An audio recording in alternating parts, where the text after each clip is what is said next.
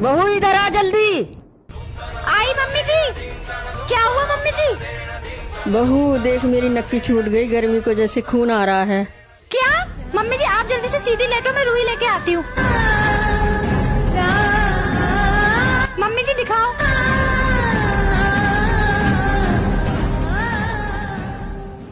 Mummy जी मैंने रुई लगा दी है, थोड़ी देर में खून बंद हो जाएगा, तब तक आप आराम करो और मुंह से सांस लेना, ठीक है?